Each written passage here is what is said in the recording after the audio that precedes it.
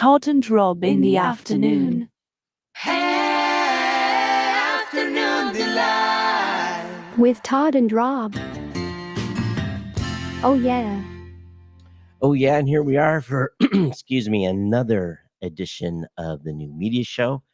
And Rob, I've got my fingers crossed here because the Rodecaster Duo continues to disconnect from my MacBook. And yeah, so we shall see how many times I have to restart the Rodecaster Duo today. So I'm very pleased that you're recording, because the only way to save this catastrophe is if quote unquote the Rodecaster is rebooted. Now, if anybody's had this issue with Could it be the Mac that you're using is causing it? You think a driver conflict or something? Well, sadly, I updated the Mac a few days ago for some sort of update. So I'm sure there's some incompatibility there that has been introduced. So I tried unplugging devices, and it is what it is. But I was 7 minutes into my recording of my tech show on Monday, and it all of a sudden I saw the flash on the Chrome where it disconnected. So nothing beats a hardwired connection in the least. So and I'm actually using a Oh, just lost you.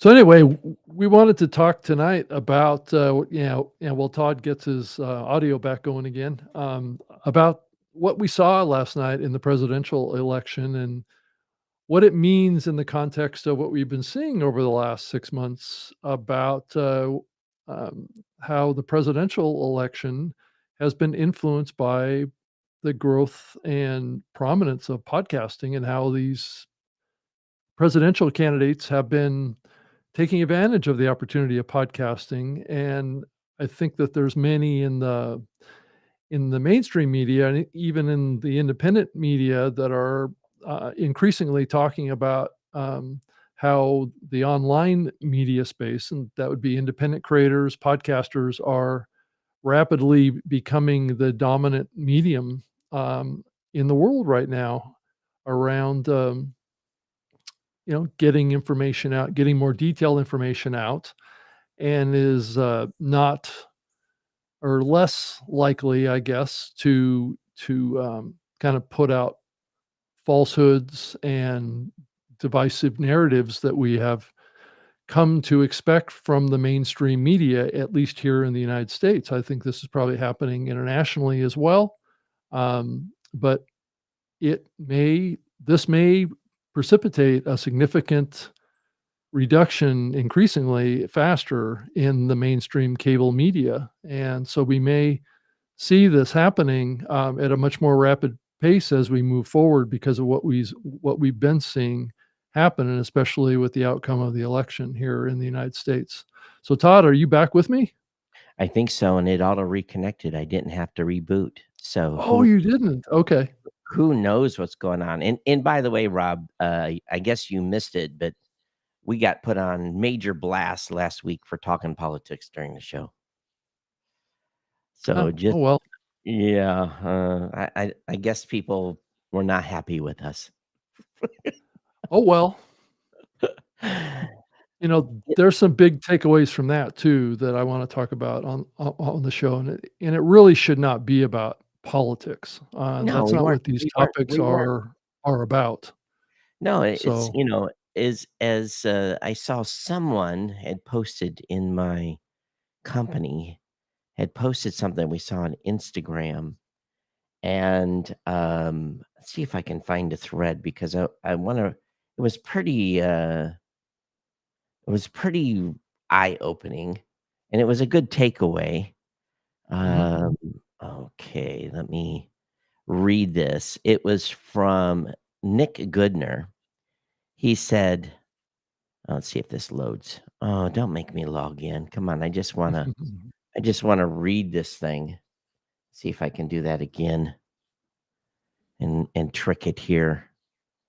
Okay, let me just continue as this. Okay, because I don't want to have to log in. Okay, Yeah, well, it's not letting me. I have to enter a stupid code because Instagram is being Instagram. But go ahead. I'll see if I can find this link.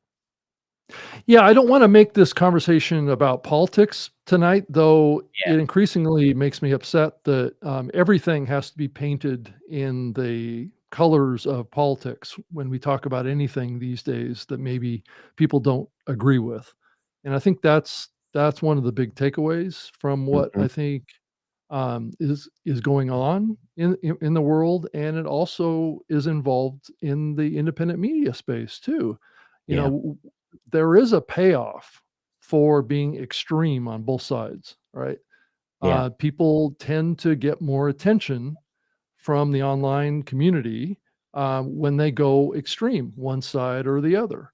And so that's kind of what we're seeing happen, like what happened with us. I think last week we weren't talking about taking a side. We were talking No. about the context of what was happening around politics with media. And it's continuing this week as well, because guess what? It's top of news, top of mind around podcasting right now. And I mean, for us to just ignore it is kind of not very bright either. No. So here's a comment. This is from Nick Goodner. He said, I'm not a political analyst, and this is not political count. I don't want to trivialize people's feelings about the Yeah. election or get into policy matters. However, as a creative marketing communicator, commentator, I want to offer Mhm. a takeaway from the elections that I noticed. He goes on to say, like Barack Obama's campaign, Harris's campaign used traditional Hollywood celebrities. There was no shortage of celebrities lining up to endorse Harris, from Paul Rudd to Harrison Ford to Beyonce. Harris had the big names out to support her. This strategy worked really well for Obama. However, something has similarly changed in the past 16 years since Obama's 2008 campaign, the rise of the new kind of celebrity. People like Rogan, Jake Paul, Theo Vaughn, Dave Ramsey. These people are not famous because of how they perform to others. These people are famous because of the communities they built around them through their social media presence. These people feel real and tangible, and like you can actually react. You can actually reach them because they're on social media feeds every single day and in your ear. He calls it ear holes every week with 4-hour podcasts. While Trump Mhm. didn't have the Hollywood A-listers, he went out of his way to appear on these people's show to do interviews and get their endorsements. Last night, watching the coverage, I noticed at least 8 times when people at the poll said, "I'm here because of Joe Rogan." Many of the pundits even talked about Joe Rogan's impact last night, but I didn't hear people say, "I'm here because of Taylor Swift or because of Paul Rudd's in line." Takeaway for all of you budding content creators out there: being famous on Instagram is not like being rich in Monopoly. The influence of showing up online and talking to an audience daily is greater than the influence of performing to an audience occasionally. I'm not saying this is completely why Harris lost and Trump won, but it did have a marginal impact on voters. So I think it goes to the point of a strategy, Mhm. and maybe it leads to some of the things that we're saying here and I contend, and again, this is not at all political. This is just showing the power of this medium Right. is we have this genuine ability to reach people and Right. to connect with them. And we built our communities um, in such a way that why do I still have a GoDaddy sponsorship 19 plus years? I have a GoDaddy sponsorship because I tell my audience, go buy GoDaddy products and services. They respond and they connect to that. Why do I do commentary, and why do we do commentary in this show, and why do we have people listen to this show is because people trust you and I and our commentary and our input. Mhm. We are not political on this show, except for what we've been talking about here the last 2 episodes, but the simple fact that old media, which everyone says they don't trust, at least At least Yeah, all the 50%. research is showing that most people, the vast And- majority of people, and- don't trust the media anymore. Yeah, and so in that regards, well, here we are, and Yeah. um, I again, I don't want to pick sides on this, but I think there was a very smart strategy done Mhm. by one campaign to be on social. Now, again, how much did it move the needle? We talked about Rogan's We numbers. don't really know. We We don't don't really know, know. But but it certainly reached a lot of people based yeah, on the it did. numbers that I've seen. Right. Yeah. A So lot more people were reached through these podcasts than any mainstream media conversation well, that was put out. they did Yeah. 16. I think the number was $16 billion in media spend. Well, Uh, that's buying advertising. If you want the most right. inauthentic way of communicating to people, it's buy political ads, which I think is kind of a waste of money, to be quite frank with you. I think these long form conversations with the candidates on podcasts gave a much deeper glimpse into who these people were and what their policies are if they talked about their policies than anything that you would get out of mainstream media. I'm sorry, but that's just the facts. I was because I'm on 12 hours, 13 hours opposite right now. Mhm. I woke up and my television set here has I don't know how they do it, but it's free for view. I guess that's the best way to say it. 3,000 channels, and I was able to switch between if and I don't watch mainstream media because or old media because it just gives me stress and Mhm. so. But what did I do? I tuned in to some mainstream media shows and I was clicking between like Fox, CNN, MSNBC, um, and really within about an hour, hour and a half, I quit because it was the same shit. It's just bashing constantly. Right. So I basically then went on Twitter or Mhm. X and started watching some live streams that were and so I reverted from watching mainstream media because it's just the same disc. Oh, why did this happen? Why did that happen? Well, people just voted. That's what happened. And Right. it is what it is. So, but I can't help but think that come another election, and this is good or bad. If you love political content, I just have a funny feeling that those shows are going to thrive Mhm. in going forward when it comes to well, you look at the Congressional Dish, that's a great podcast, Yeah. that has been around a long time, and and she can be a little partisan at times, but it's what who can't, right? And there's a few political shows out there that have done very, very well. So I'm sure those Yeah. shows are going to continue to thrive. And you look at the what is it, Daily Wire? I think that's what they only do or mostly do Mhm. is political commentary. So, but some people are going to say, "Oh, I can't trust Daily Wire."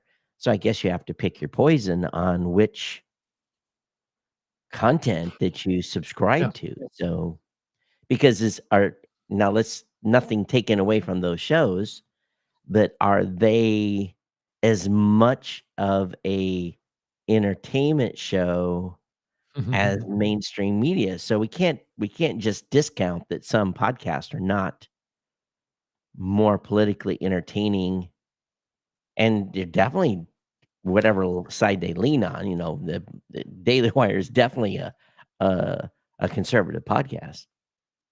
Yeah. Well, I think what we're seeing is a form of tribalism, that's happening around media now. So, this is I believe this is why mainstream media has gone in this direction is because controversy and taking a side that can build an audience that has a similar belief structure, Yeah, will build audience. true. Taking a kind of a neutral position, kind of like we try and do on this show, pisses off everybody because we're not taking a side necessarily. There can be things that we say that maybe can be extrude, um, can be interpreted as maybe biased towards one side or the other. But people are hypersensitive to any kind of indication that you might have a little bit of bias in you, and attack the other side for any kind of sign of bias, right? That is different than what that attacker believes. So, that's the kind of toxic environment that we have right now around media. And I don't blame these big, these online outlets like the Daily Wire or there's others out there that go the spectrum. I'm just drawing a blank on some Yeah, of the yeah. names of these shows, but there's a reason why these shows take a side. Is because that's how to grow an audience now, because the audience is increasingly being trained to take a side, because if you don't take a side, then you don't have a place, right? Yeah. So where do you go if you're not a Democrat or you're not a, a Republican? What do Well, you do? at the same time, I don't want to spend an hour and a half on this today, and although it's hard not to, is I think people have tribed up for a long, long time, you Yeah. know. Yeah, but So now it's being weaponized against people is the yeah, problem. yeah, Yeah. I've said it on this show before. Before there was any mass media, before I Mhm. even knew the internet probably existed in its infancy when I was a young, still a teenager, really. And I remember explicitly being amazed about my late grandfather, who was a staunch conservative. Oh, he was as Republican as you would even imagine, and Mhm. in all definitions of the word. Mhm. And he just loved to be down in his workshop and have someone that rolled in, and he would always just switch to being Democrat. I mean, just flip on his head, and then they would have this debate, and I would just sit back and watch these older men have this deep conversations about things that are going on in the country as they knew it. And let's be kind of honest, it's a little bit rudimentary at that time because, Yeah. y- And that's and healthy, Todd. That's all healthy, Yeah, and right? he would play devil's advocate, but, Right. and that person would leave, and he would have nothing nice to Mhm. say, um, about this other Yeah. political party. I remember him saying, the damn word, and combine that with a political party, so, there was so from that aspect, I think there's always been a bit of Yeah. spite in people that have, so this hate for one political party or another has been around a very, very long time, and, Well, it has, but it's not at the level of vitriol that it's at now. no, And I blame mainstream media for creating that yeah, atmosphere. and he would say Yeah. it in jest to a certain extent, you Mhm. know, um, so, but I think that,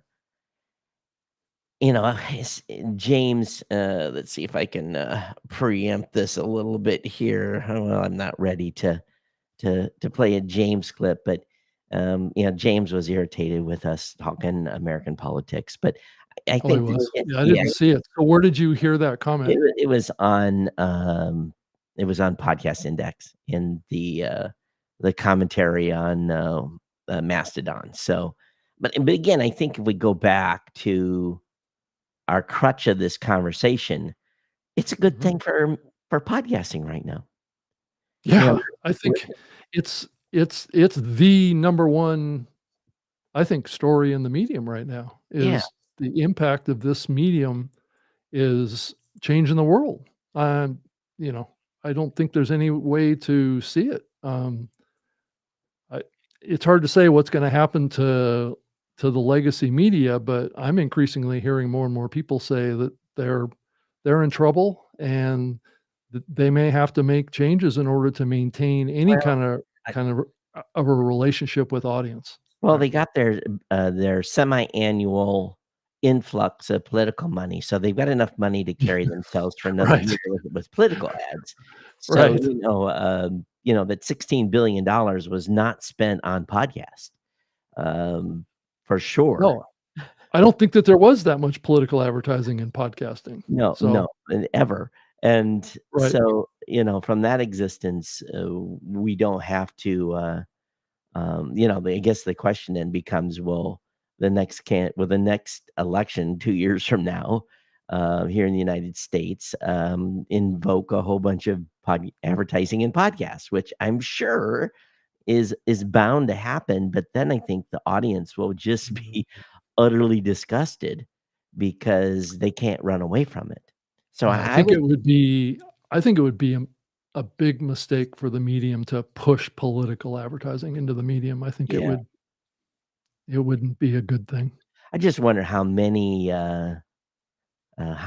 ads were actually run in podcasts that were political in nature. I don't know what that number even is. Well, you have to factor in the impact of the brand safety and brand suitability tools as a gate on that kind of stuff, right? If your brand suitability or brand safety score leaned a certain way, you're not going to get ads. Yeah. So it's especially from one party or the other. So, you know, as we move into higher content moderation, if that continues, I think the opportunity for advertising in general is going to be less. Yeah. So, There was unfortunately, and I do have a juicy, bit of rumor stuff here.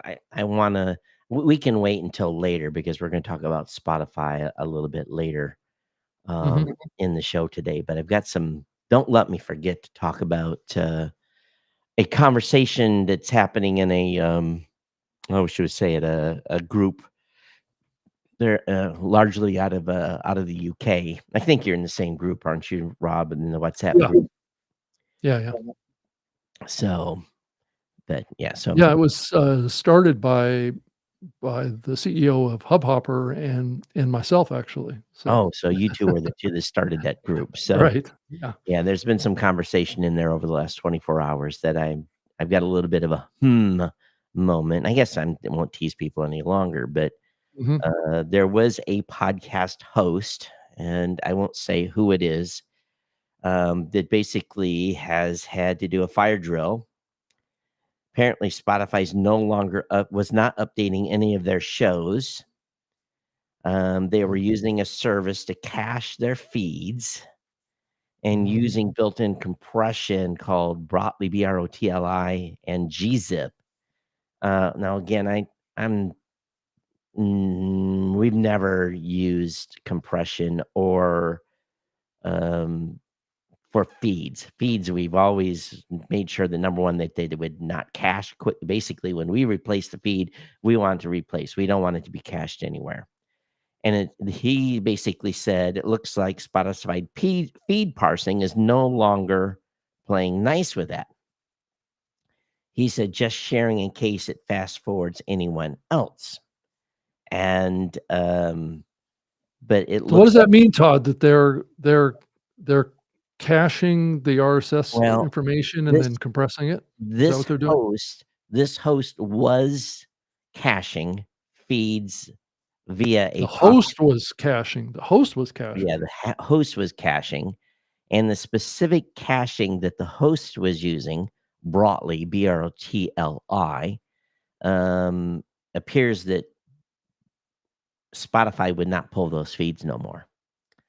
And what I basically responded is that we've never used, and I'm not going to name the service, to cache feeds not worth the minor cost savings. In other words, Mm. the if you're serving it raw, a little heavier load, and You have a hard time comprehending how that would save much of anything in the well, process. again, I don't know the strategy behind it, but Yeah, I I don't know either. that we don't do it.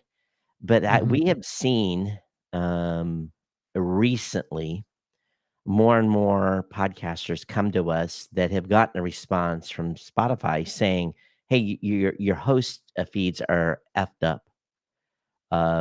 You've got to they're incompliant, they're wrong, there's something, it's always Mhm. this pointing his finger back towards the host, and then along with it, oh, by the way, you should just move your show to Spotify. And I'm wondering if Mhm. this is another obtuse method to get podcasters to think that their hosts are having issues and um, put a wedge between us and our customers. Um, I'm just don't have any proof on this, but to me, it just makes you go, If someone's feeds have been pulling into Spotify normally for a long, long time, then all of a sudden they don't start pulling in anymore because of tech that they've been using, and they've made a change on the other side? Was it a just a change that they didn't think was gonna affect people, or is there something more there? And, I'm not saying it is or isn't, but based upon some of the tickets we've gotten at our company from our customers who've seen they send us the response that Spotify sends, and, they never admit it's their issue. Never, never at all. It's always the host's problem. The host has a problem. The host has a problem. The host has a problem. Um, they are not a good community neighbor at this point in any regards. Well is the host using kind of a non-standard practice here that Spotify doesn't support because Well, it's not a common practice? it's well, compression using gzip and Brotli have been that's pretty standard for the web. Most people that are running websites today are using some sort of compression on their website. So I'm the not host is expecting Spotify to support a process that they're doing well, the with only the RSS feed data that Spotify is not kind of compliant with, is what it just sounds like not to me. well, again, I don't wanna speak to the I know. pulling of an RSS feed because I don't have the technical background from my team. Mhm, Because I asked a question. I know we don't, not 'cause I know mhm. how our feeds are served, and we want our feeds to be super high performance, but we don't, we don't put them on a CDN, let's just put it that way. We don't put the feeds out on a CDN. So, um again, I don't know, but something changed and it broke them, and, that's something that you wake up to in the morning and don't all of a sudden your customers are complaining that the episodes are not updating over there. Generally, these services have been pretty, um this is the first time I've heard of a compression protocol causing feeds not to update. So, because and to be honest with you, a lot of people that are running websites are using gzip and different types of things. So I would assume this is going to cause an impact for people that are self-hosting that may be running this particular compression. Um, Hmm. Maybe their feeds, if they are not submitting it through their host, maybe some people will start having issues of stuff not updating. So So we're maybe not seeing this kind of process concern, in regards to Apple Podcasts. It's only no, Spot no, no, no, no, not at so all. it's okay to use this caching protocol on the hosting side with Apple, but just not Spotify. Is that what's going Well, on here?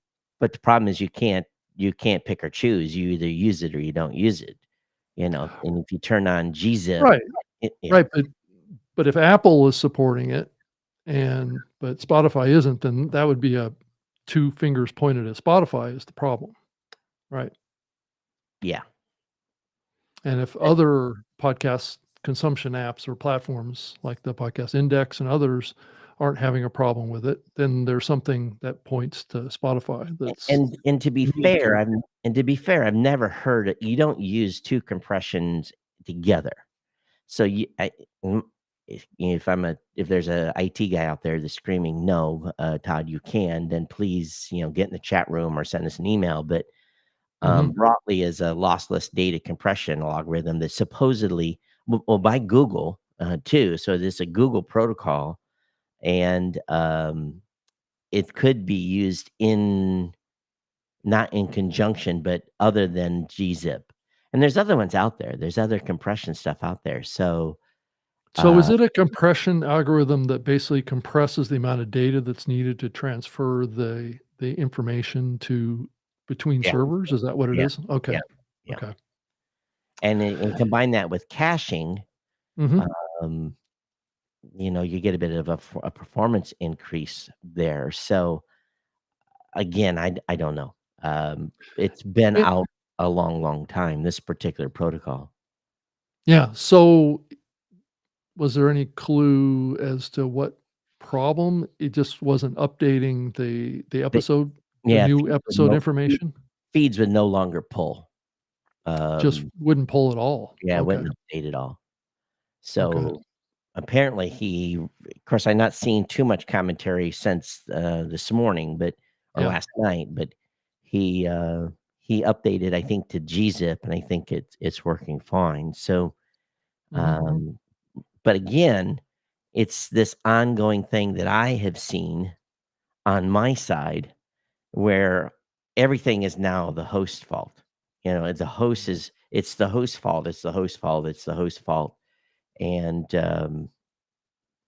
yeah, so I just, they're not, in my opinion, playing a great neighbor at this point, and uh, it's pretty obvious why. Oh, it is? Okay. Yeah, they want people to move to their service. Oh, They're directly competing at a much higher level.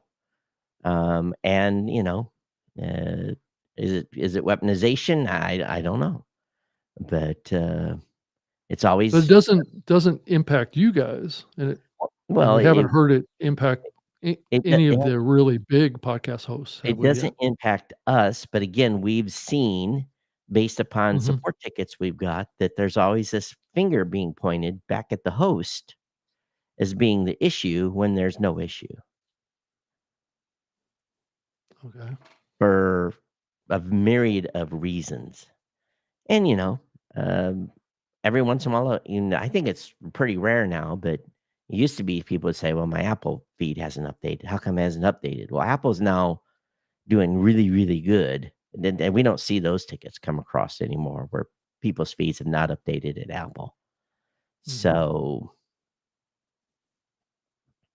Yeah. that being said, and definitely if you're on any of the new podcast apps, it's not an issue either because the second you post an episode now, we send out what's called a pod ping, and we basically announce to the world that this new episode is available. Please update we send them the metadata, update your directories. So, Yeah. Okay. but anyway, that was just a back channel conversation that was going on. Yeah, we'll update you as we learn more about, the complexities of this situation, I guess, and see if it's more widespread. I mean, if anybody that's watching this that works for another podcast host, is this something that impacts you as well? We'd love to hear. Hey, by the So, way, in the YouTube chat, Marcus Couch says podcasting saved the country yesterday, possibly the world. Okay, and now that's not going to be inflammatory at all, Marcus. And well, there, well, everybody's entitled to their view on it, yeah, and I yeah, think that's the key takeaway. I mean, all of us have a right, have a constitutional right to say what we wanna say. It's not hurting anybody to say that. yeah. So, if you feel that way, I think it's okay to say it. I think our Constitution in this country assures that right. Beauty So, Bubble says one solution if your Mac only has USB-A inputs, you can use USB-C to USB-A. Now I'm USB-C completely. This is a mhm, Gen 2 or Gen 3 MacBook Pro. So Maybe I will try the opposite way. Maybe I will try.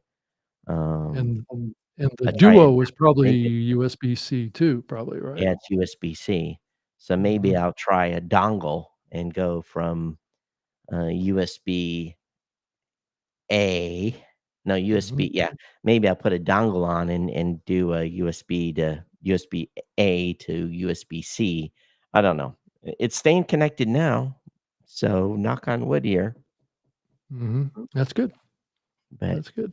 I have to go out and look and see if there's a firmware update. But yeah, other people complain about this Roadcaster Duo having this disconnection issue. Oh, really? I haven't heard I'm about that. amazed it reconnected. That I didn't reboot anything, so who Mhm. knows? So I noticed that Rob Walsh put out his own RSS feed off of Libsyn that basically has all of the podcasts that the presidential candidates, did Oh, in one feed. so he So it's built a actually in the notes here. Yeah. oh, Yeah, that's interesting. and it's actually sourcing those episodes directly from the show's RSS feed. So the shows are getting credit for the plays. Yeah. So it isn't like he hijacked all of those No, no, episodes and is no. re-hosting them or anything like that. It's just that he compiled them all into one feed that has all of the interviews with Kamala Harris as well as I think RFK and Donald Trump. So there's that's something that we could share in the show notes too. Yeah, I'm not sure people are gonna wanna go back and Well, listen now, but maybe.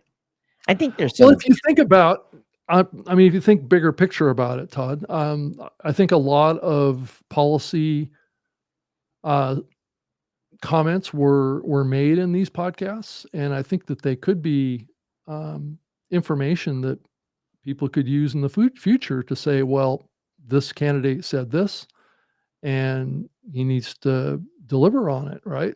I think that's the inherent advantage of them going on and like Donald Trump did a 3-hour interview with Joe Rogan. There's a lot of policy discussion that happened in that podcast. there was a lot of gibberish too, so Well, sure, but that's what podcasts are, right? That's what they should be, right? Is yeah, let's get to know the person, right? Not yeah, just a 30-second soundbite that maybe potentially was edited for, you know, some sort of a manipulation of what was said. These are generally unedited. I guess we don't really know if what was recorded yeah, did not go through some post-production work. that was Some a of big them might that have, that right? was a big part of the commentary um, on Podcast Index was people taking basically my commentary about editing. Um, uh, I think it's Brian Andrews said, Todd, as a tinfoil hat wearing conspiracy theorist, I think there's multiple approaches and purposes to editing. They're often lumped together. Editing to remove mistakes, improve the final product, offer a better experience. Yeah, I'm fine with that. This is what Mhm. most of us podcasters do to editing to remove context from a clip, which allows you to confirm bias and or promote a certain idea to mislead people. I think that is why some people hate editing. I agree with number one, editing to remove mistakes, improve final product, and offer a better experience. You want to do that? Knock yourself out. That's fantastic. You know, Hours and hours of work, or increasingly, people are using, tools like Descript and other yeah. ones And to Dave do some of Slucker that. said a while back, I started adding a blooper reel to the end of my shows. Not every time, but if I flubbed in a funny way, the main reason was to prove that as ramshackle as a show is, I actually do edit the effing thing. Evo says, I don't understand the disdain to editing. I don't have a disdain to editing. Everyone took that the wrong way the last podcast. I have a disdain to removing context. That's what I Well have a disdain for. well, Todd, I think you've been pretty clear over many years that you don't believe in editing at all. If you Well, c well, I mean, for unless me, it's just like trimming the ends, right? for me, Right. for me, myself, I, and you, because you're forced because I produce the show that I don't edit. So, when you edit, Okay, you shrink the show. I see I what you do. do. You edit. So it's a personal preference. It is. It is, And and there's pluses and minuses to it, out there that, you can trim out a lot of filler words that are said and save people time too. There's a wide spectrum of opinion on this topic, right? That I don't think any thought is probably wrong. I do object to over editing. yeah, yeah, There's no question, but I think you have to use these editing tools, these AI editing tools, with a certain amount of caution to some degree. yeah, At the beginning when I started to use them, I think I over edited, but over time I've kind of backed off from it yeah. and kind of set the settings to be a little lighter on the edits. Mark, So, yeah, go ahead. yeah. Mark Stedman said, I saw my doc about high blood pressure this week. She prescribed removing the media show from my queue. Instant improvement. So again, Well, okay.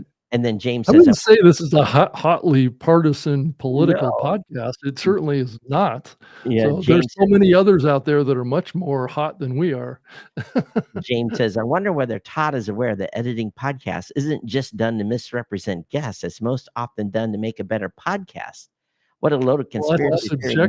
nonsense. What a That's conspiracy. very He says, that's what a very load subjective. of conspiracy theory nonsense in the new media show this week. We didn't promote conspiracy theory. We just said No. we want people to provide, if they're going to do these types of interviews, give us the full freaking context.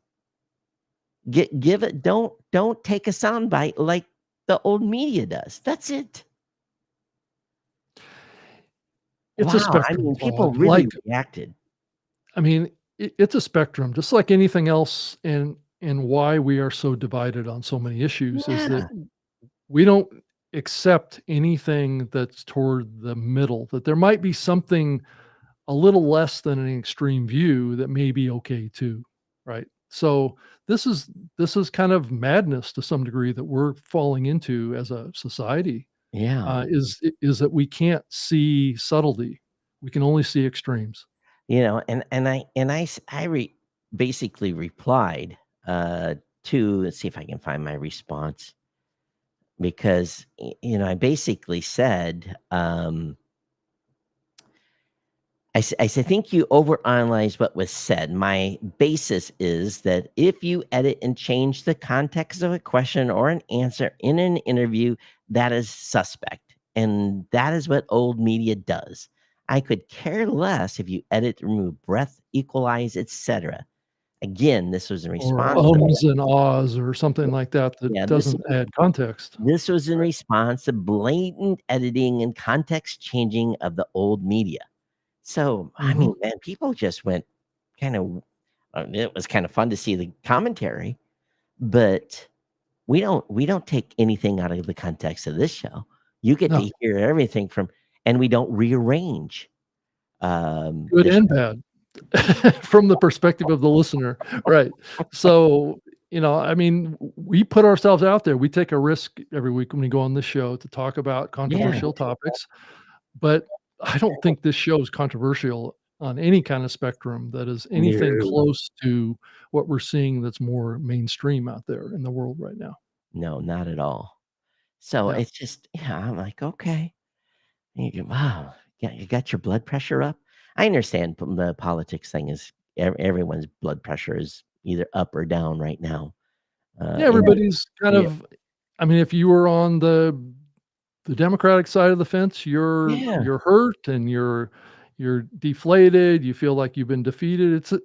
I mean, I well, played college basketball for yeah, 4 years, right? Somebody won and somebody lost, that's right? right. And just like And the last election, the opposite side was down. So right, it comes and right. goes. It's not the end of the world. And one other level to this, which basically adds another component to what I just said, is that there's been games when I played competitive basketball that my team beat the other team 80-10.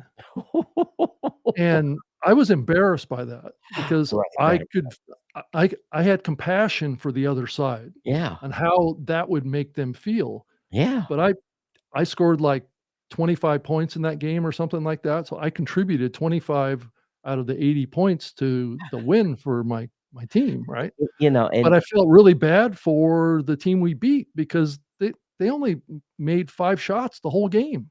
but Rob, on the other side of things, when I started running cross country in high school, Yeah. yes, I only weighed 110 pounds soaking wet and was very So in my early days, I was not a good cross country runner, and I got humiliated by being yeah, 89th or 90th, and you know what right. that did? That just set a fire in me to I get tired of having my ass being kicked.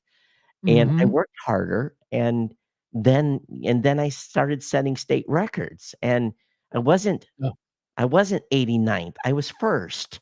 So, right. it was because of the humility of being, you know, "Okay, Cochran, you contributed 0 points to the team Right. this time, Right. thanks for the effort, bud." The coach would humiliate me. So, Yeah. humiliation and again, it shouldn't go about it's not about humiliation, but I was humiliated. So it's really was about becoming better, and Yeah, and that's the key takeaway from an election like this. If you've yeah, never played competitive sports, yeah, I don't think you get it, right? And I think that's something that I'm trying to share here is the fact that, just because you lose doesn't mean you quit, doesn't well, mean you get all upset and have a temper tantrum, Rob, you know, be it just careful here doesn't because, there's some people well, that are listening to the show that are, they're worried about everything, the I get whole it. I get it. me too. People feel threatened Yeah, by a choice that others have made that they feel is gonna impact right, them. right. But the analogy is still sound, right? Those players on the other team that I beat 80 to 10 felt humiliated, right? Right, right, Some right. of them started to cry, some of them got upset, right? Yep. But guess what? They need to walk away from that and say, "Well, how can I get better as a player?" And it's the same thing that the Democrats need to do right now is they have to reassess what their positions were that wasn't successful. And that's the nature of our system. That's the nature of the United States of America and how we've set this up as a two-party system. There's a winner and there's a loser. Right. So, meanwhile No, I mean, all I'm stating is the obvious here. yeah, So, yeah. yeah. So, anyway, we can move on and talk about another topic that's related to Spotify if you want to. Sure. Them and their IAB Yep. situation? Uh, yeah, around that well, no, around their growth of year over year around video advertising. I'm more So excited to talk about the changing the language about their analytics. oh, well, we can do that too.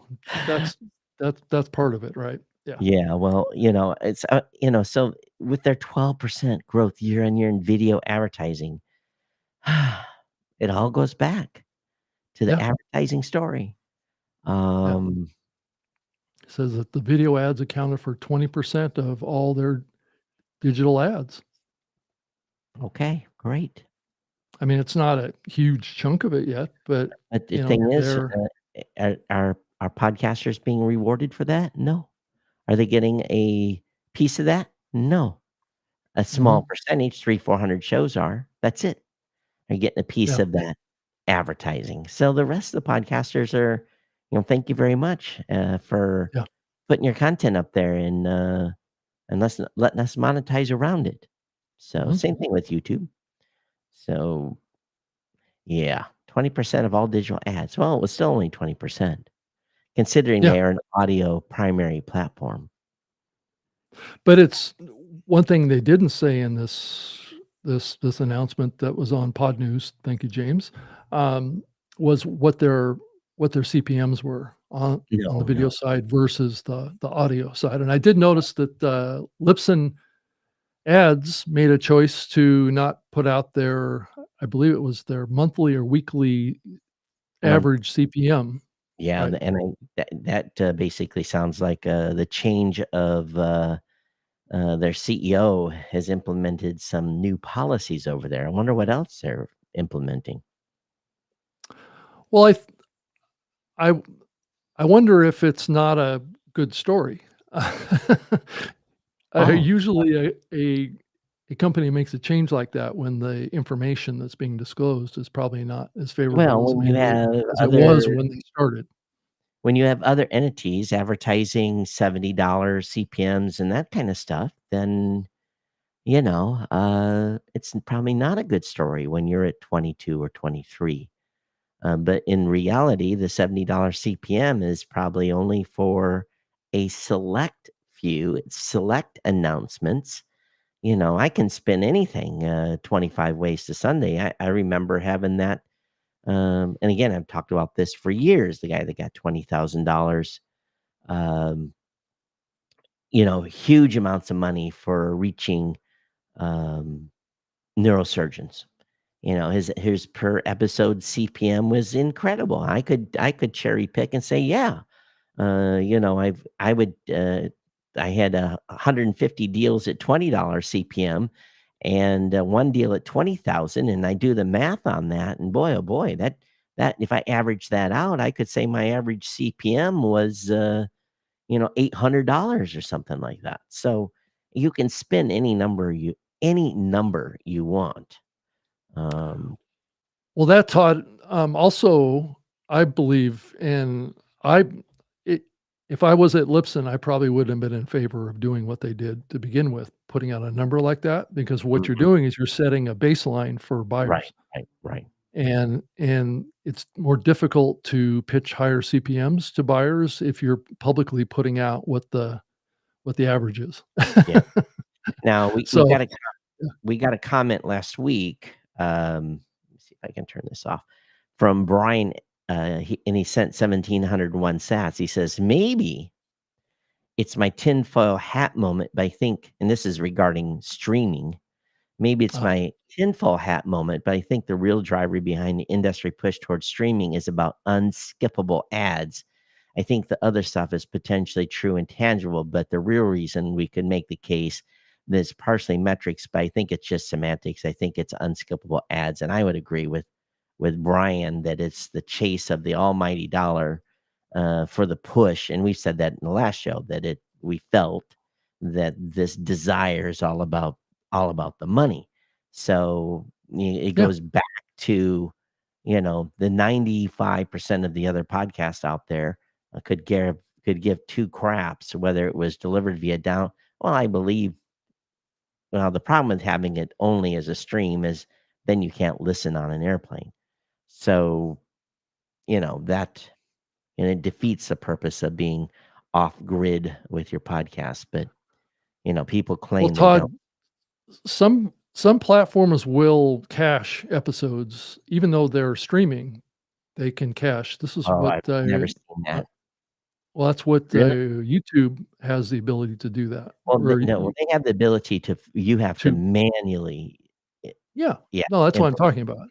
So if you know that you want to listen to an episode on the airplane and you're not going to have internet access, you can click a button in the YouTube app that will download But it to your local I device. think what they're downloading there is probably a different type of file, an Right. MP4, M4A. You're not getting a true stream at that point. No, you're So not. I mean, you're getting it so you can play back when you're not online. So yeah, so that's the difference here. And then this whole comment about not being able to skip ads is because when you're a stream, you're only delivering as much data to the yeah. player as the player is able to play. And you're not. So And does Spotify support a skip 30 seconds? I don't think they do. I don't think I YouTube does haven't either. looked. Yeah, I don't think so. But Yeah, I don't I think think you can skip. Right. the bigger Well, piece on this. Go ahead. on YouTube, they do have the ability to you can skip an ad after it plays for Oh a yeah, yeah, short yeah, period of time, like 5 seconds yeah, or that kind of yeah. thing. Some There's you can. usually a button at the Yeah, bottom that says skip. Yeah, and not all ads now are skippable over there. But here's yeah. the thing that's kind of curious when it's in regards to the IB stuff. Spotify appears to quietly change its language about its analytics, dropping the claim this definition of streams aligns with the IB definition of a download. Specifically, Spotify states the streams are not deduplicated by unique listeners. See, that's very important. In other words, you can listen 3 times to episode from the same device and you'd count 3 streams, but it would be 1 IB download. So, they're able to step on the pedal here. You get more money out of their ads, just like another podcasting company has been very famous for. The That takes me back to an earlier time, Todd. Yes, Doesn't it yes, to you? yes, it does. And a listener in Spotify is deduplicated through the life of your podcast. A listener, according to IB guideline, works very Oh, different. really? Interesting. Uh-huh. A listener is deduplicated. Well, they got the listener data, so they can deduplicate. But the They question can, is, but do they? yeah, the question is, do they? And Yeah. we're going through our current recertification right now. We did our first 90 minutes with the team, and we're going to be doing another 90 minutes with them when they dig through our code, and hopefully we'll get requalified before the end of the year. But we're in process right now, at least with the auditors. So I can guarantee you that Blueberry is, adhering to spec. Yeah, so just to kind of paint a little bit broader picture on this whole thing of deduplicated concepts here with the play 3 times and each one of it gets counted as a full play. In the early days of podcasting, and Todd, correct me if I'm saying this right, each request for an episode from Apple Podcasts made 6 different pings on the server that at one point in time people were counting. That's not I think it was exact. 6. I Well, thought you're used to your prior employer. Um, well well, yeah, I'm not saying that everybody was supporting that, but that was a practice that I was don't know if it was touching what 6 times, but, there was, situations going on where was at least 3 maybe or 4 times. the audio file was sampled to make sure to check the file size, and then the initiation of the download would happen. So, there was There was some of back that. and forth pinging that was going on. In the It early was days before 2008, we right. measured everything, Rob. Didn't matter if it was I a know. bot. I mean, it Todd, I was think they called that a hit. Didn't they call that a hit back then? yeah, it was pretty much a hit counter. So that's why I always laugh. I thought I had I think I had like Yeah, 40,000 listeners in right. Yeah, 2005, 2006. And then when Angela built our first stat system, I was quite humbled. I'm yeah, like, oh, no, I don't have that. It's, we're back down around right. 10,000, remove that was the true haircut back in those early days. We were all reporting crazy numbers and Yeah. monetizing on all that. And then their first true measurement system came in place and no, you don't have that. You've only got about, 8, 9, 10,000 versus 40 or 45. Right. Yeah, I mean, because that even impacted, display advertising too. Back in the early days, people would track how many hits hit their website, and what a lot of people didn't realize, what they were saying with hits were that was every file request related to your web page, right? So each image, each piece of code that you were pulling off of the server, it could be a JavaScript code or something like that. Every little piece of data that you pull from the server was counted as a hit. Well, So you that's could have why one web page load that had like 40 different hits, right? But that's people were why counting that IB as though it was a page load. yeah, that's Yeah, why IB put in place, specifications for display advertising because some of that yeah, stuff was happening as well that was not so good. People were made a lot of money off that in those early days. yeah, they did because people didn't understand what a hit was. All Mhm. they was interpreting it as was a web page load, and that wasn't true. So That's true. eh, this conversation kind of reminds me of that to some degree. And the whole dart tag is another one that um, kind of reminds me of that. And podcasting is trying to do the dart tag thing where there's like a 1 pixel image that's loaded on a web page, and each time that page loads, it counts as a hit. And they try and connect that hit with a play with the web player to verify that play action that happened. But that wasn't always accurate either. But anyway, It's called attribution, Rob. yeah, yeah, right. That's the modern term for it, right? But back in the early days, they didn't call it that. So that was a big issue back when I was working for Podcast One, was the Dart tag. That was the key and the solution to all of our metrics problems, Todd. Did you know that? Todd, did you freeze up on me? I think you did. So hopefully you'll come back and join me here.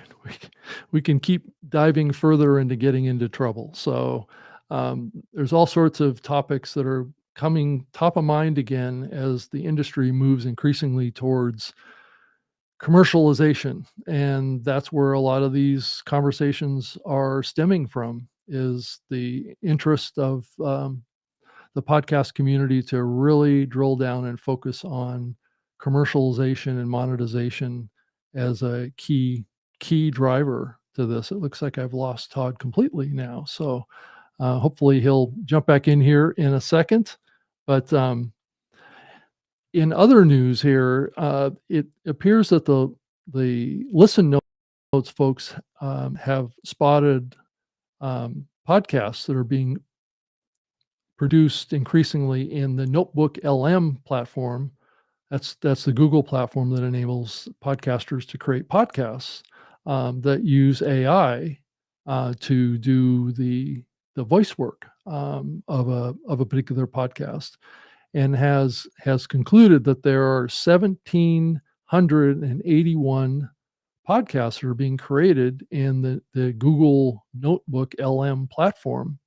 And the conclusion that Brianna from Listen Notes said that of the 200 that she listened to, concluded did not have any authenticity and were just a bunch of noise. So I'm not sure what that really means, but that was one of the key takeaways from that particular conversation. So I know that there's been a lot of discussion about the Notebook LM platform taking advantage of voice cloning and being able to generate a podcast completely with artificial intelligence using voice cloning capabilities to create all the audio in a conversational experience between two co-hosts.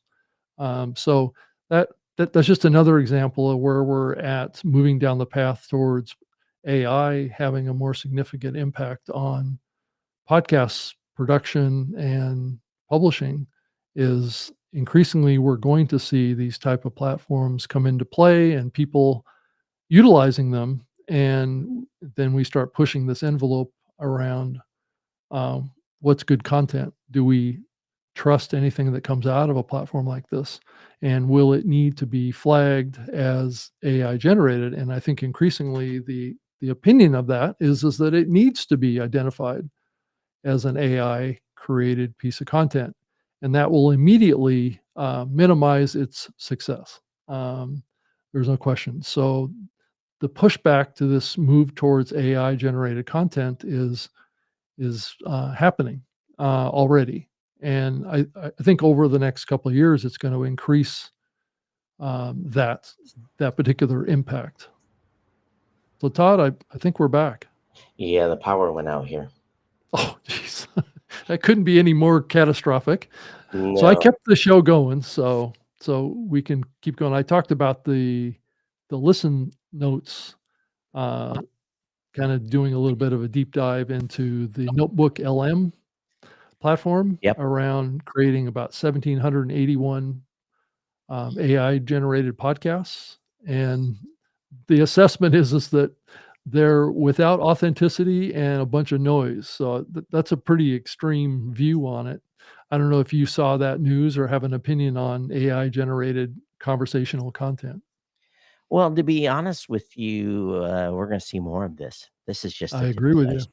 Yeah, Yeah, I was I just talking about that, how and then increasingly what we're gonna see is pressure to identify this kind of content, as AI generated content for, you know, disclosure reasons and authenticity reasons, and that's gonna be like putting a big red flag on it to say, "This isn't to be trusted, this isn't what we want," and it's gonna be undermined over time.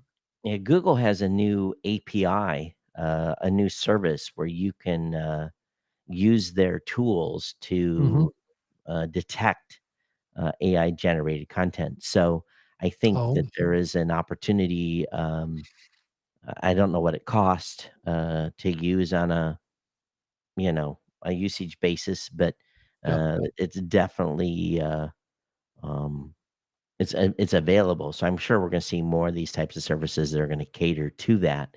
And I think we're probably going to look at that in a significant way. I have a feeling we're going to, if it's cost effective, I think we're going to look because we're big fans of authentic, true voice, you know, content. So yeah, and the podcast index, they're working towards coming up with some sort of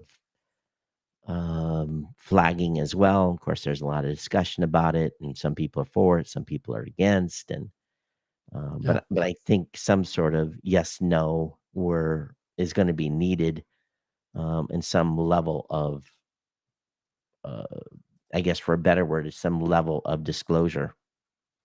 yeah, yeah, I think it's inevitable that that's gonna be the result of that, because it's the same thing that happened to Google back in the early days of their page advertising that they had, their AdWords stuff that they were doing, and they had to flag it as a sponsored link, right? It's the Right. same I think it's the same thing that's gonna happen, and that is gonna leave the opportunity for podcasters, human podcasters, to still carve out a niche, Yep. and it's not gonna replace us, I don't think.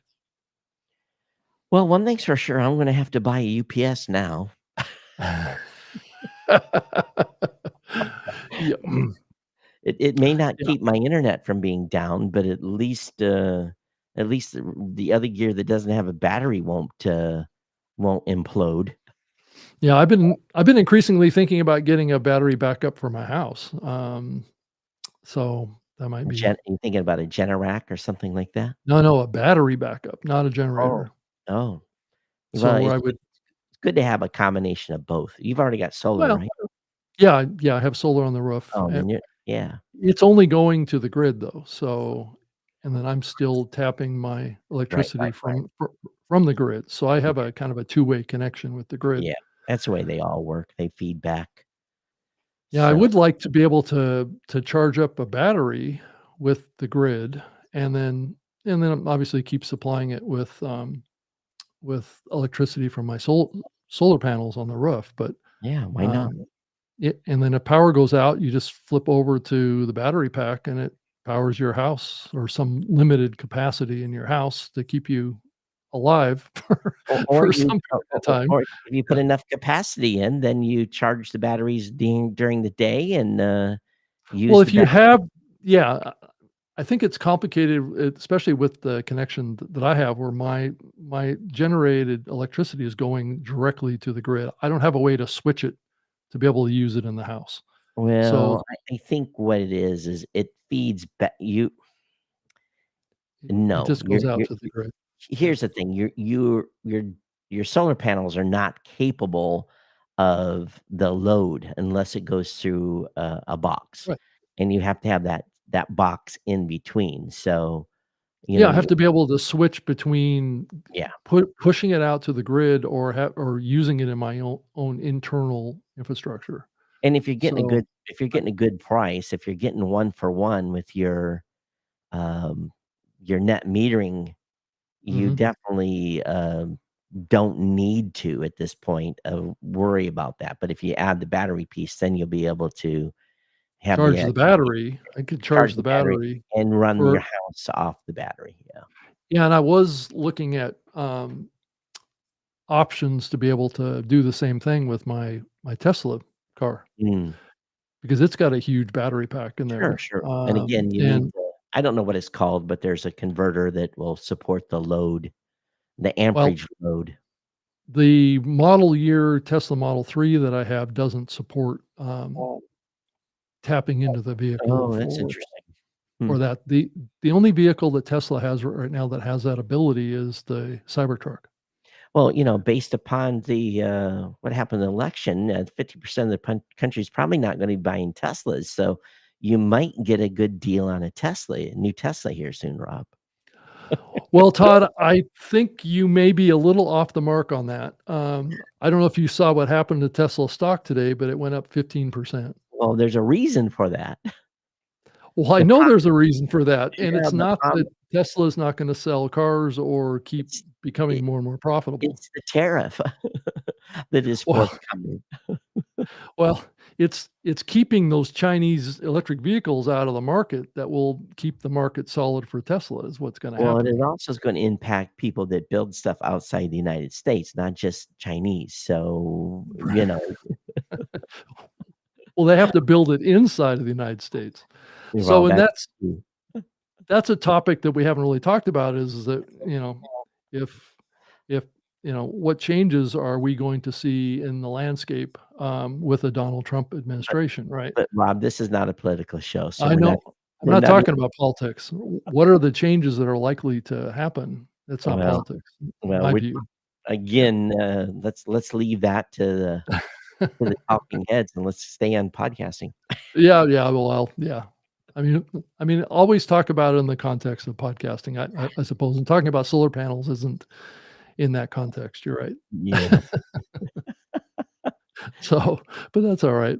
I mean, You you know, talk about your UPS power supply, so I can talk yeah, about yeah, aluminum solar yeah. panels. I'm sorry, and we let ourselves into that path. Right. Um, the one thing that I will say though, um, for sure is um, the the I think it's a great time to be a podcaster. I think this is again huge opportunities. We're still seeing a lull in the number of new podcasters that are creating content.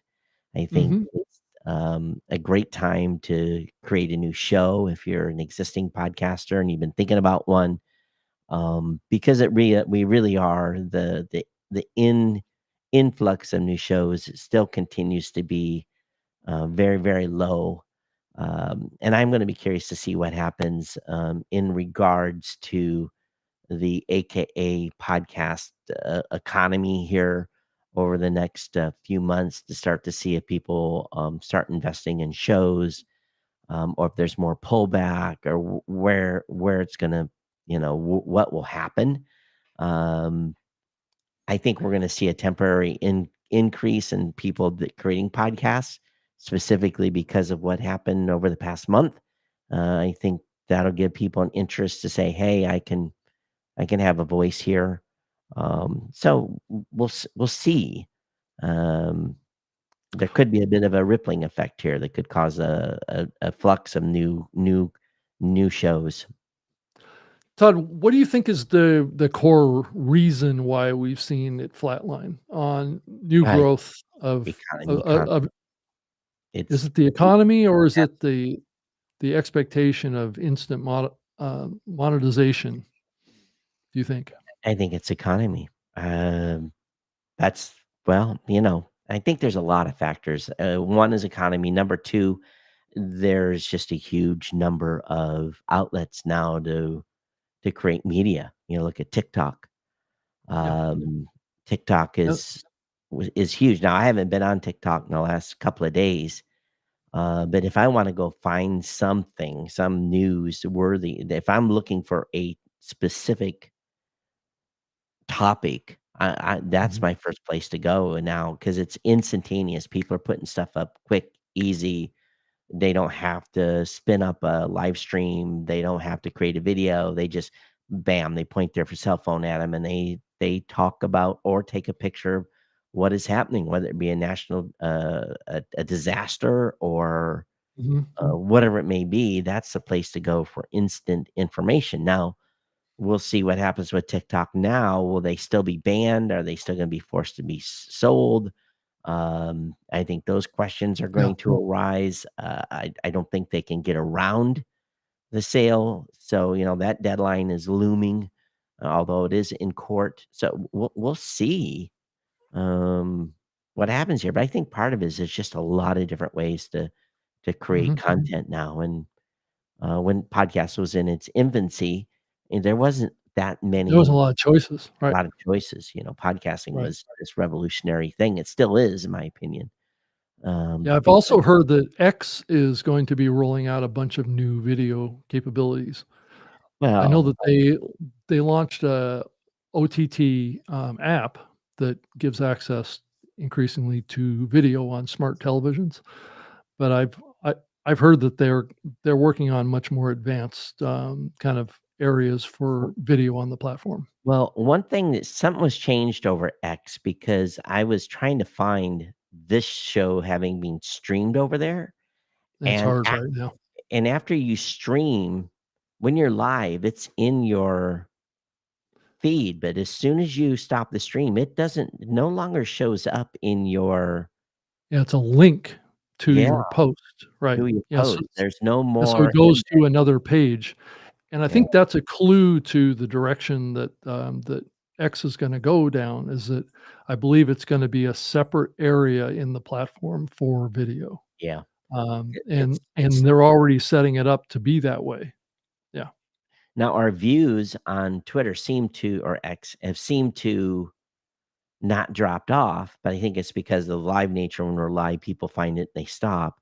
But once you're done, then we don't see accumulation of new views. Yeah, So because it's more buried right now, and so right, I think what they have to do is they have to create a new area in the app yeah. for videos Hey, for each of their creators.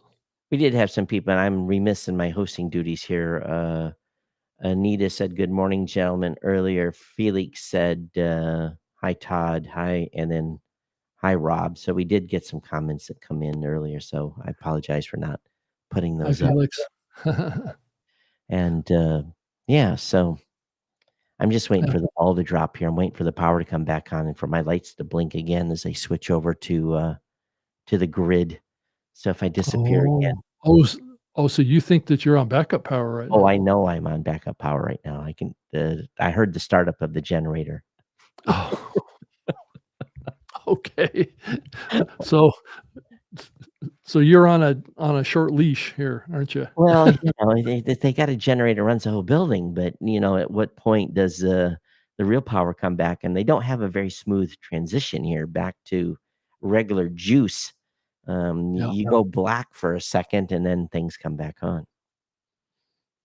So, got it. but alright. Anyway, anything Right. else of thought for the past week? I think people have been we've even seen our support tickets slow down a little bit. So I think, I people think have people were pretty distracted by the election, yeah. that was going on. So hopefully things will get back to normal.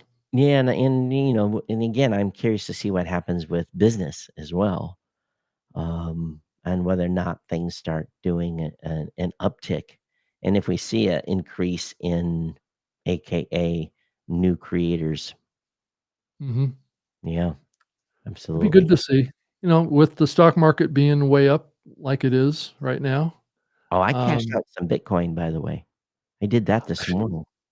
I saw yeah, I have some Bitcoin too, and it went it went up to what, 74K. 70 70 no, it was up to like 76. Oh, so I bounced, some Bitcoin at 74K. I doubled my money. I didn't cash all the way out, but I took some profits. Yeah, I still have all my holdings in there, I haven't pulled it out, but So I did have, oh, we did I talk about yeah, I talked about this already. Hey, do appreciate everyone that's been, streaming the show. Um, you Darren and mean restreaming it? You Is that know, what you the mean? streaming with Sats and new podcast apps. Oh, got it. Papa Okay. PhD, and a number of folks have been streaming the show with Sats. We definitely appreciate it. So make sure you check your Get Alby account, Rob, on because it's some folks are streaming at 100 Sats a minute, some at 20, Mhm. 10. So I definitely appreciate when people Yeah, I stream. popped into it, I think it was last week. I've got a f I've got a few million sats in there, so that's Well, good. good. Yeah. A few million sats right now is, I think a million sats is like, 12 or $1,300 at this point. Wow. So, yeah, I was actually looking at my balance on that side too this morning, and, yeah, I've got a significant holding of sats as well. Mhm. But, Yeah, hopefully that situation will kinda get improved here soon on the value for value piece where, they've been working on some new tech. I've got holdings in two different accounts, and I was actually trying to transfer out some of the sats from the Alby account into my other one that has more of the Bitcoin in it, and I found it difficult to transfer between platforms. So, but anyway, looks like I lost you again, Todd. The power went out. So I don't have any control over the stream. That's on Todd's side. So I guess you're stuck with me until Todd comes back and then is able to close the show out here. I think we're getting towards the end anyway, and Todd is in a difficult position with power outages going on right now. So that's what's going on. I've got a new episode of my podcast tip show that's coming up later this week, actually. Well, tomorrow night. I haven't set the live episode quite yet in YouTube and my other platforms as well, like LinkedIn and things like that. I'm still using the StreamYard platform to do that show and put it out as an audio and video podcast. It's hosted currently on Blueberry, and so I'm enjoying doing that show, talking in detail about giving podcast tips every week. Last week I talked about creating compelling cover art, and I've been really playing around a lot with the cover art stuff with podcasting as well as doing it for YouTube, and it's an interesting blend between the two, and I'm trying to blend them into one experience. So what I do on YouTube is the same as what I'm doing in my podcast. So um, it's a different size configuration. The podcast is square, obviously, and the YouTube side is 16 by 9 rectangular images, and so you kind of have to play with it. And I found that the Canva platform is really good at doing that. Well, So Rob, Todd, you're back. there was the instant blink. Uh, It took you down. took me out. So yeah, we'll get something on order here, and I don't know if it's going to save the internet, but it'll save all the other stuff from disconnecting. But anyway, so you're talking about your, I don't know, I heard tail end of what you were talking about. So I was talking about my podcast tip show that I'm doing every Thursday night. So and I was talking about cover art images in last week's episode. okay. So trying to walk this line between thumbnails for YouTube and podcast art, and what you need to do with that. Well, you didn't make any YouTube art today for us, so I actually I did. I just didn't have time to send it to you. okay. So You want me to send it to you? well, Yeah. yes, please. So I Okay. created my own with Chat GPT. So Got it. it wasn't too bad, but it's not the art that you produce. So That's true. That's true. Yeah, I make all that in Canva. So and I have a template that I just update. So yeah, it makes it sense. pretty simple. Right. Yeah, once you get the template set up, it makes it easier, right? Yeah. Totally. Totally. And there's lots of effects and ways that you can strip out backgrounds from bringing guest, profile shots into your album art. It makes it really simple to do it. A lot easier than Photoshop. Put it that way. Well, And we're almost Anyway, did you want to wrap it up? yeah. And before I get hammered again here with Another power outage, another right? power outage. Hey everyone, thanks for being here. And it's been kind of a weird show for me at That's least. a weird show. It's a little mix of politics, a little mix of this, and a little mix of that. I might S have a good recording because you stayed online the whole time, so Restream didn't disconnect. So Right, it kept going. cross my Yeah, fingers here that I've got good audio and video. But yeah, so I have a good capture of it too oh, here. what happened? Oh, I think you lost the audio this time.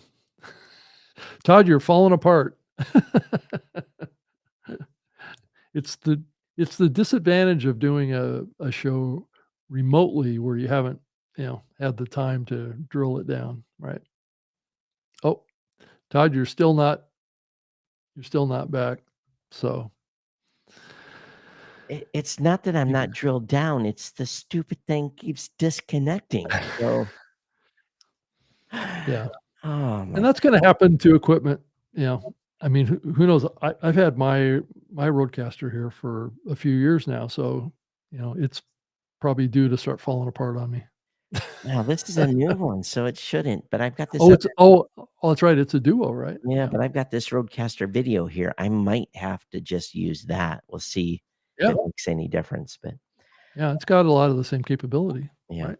Anyway, as I was saying before, technology Rudely. rudely bent me over here.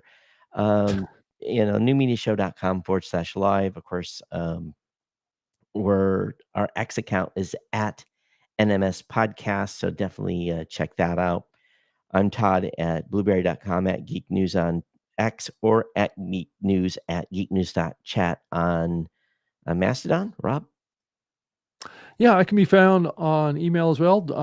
robgreenlee@gmail.com is a great way to place, or a great pathway if you want to send us a message or a comment or a question or something like that. And I also have an X account at Rob Greenlee as well, and LinkedIn, um, uh, and under the name Rob Greenlee. And then I have a YouTube account too at Rob Greenlee.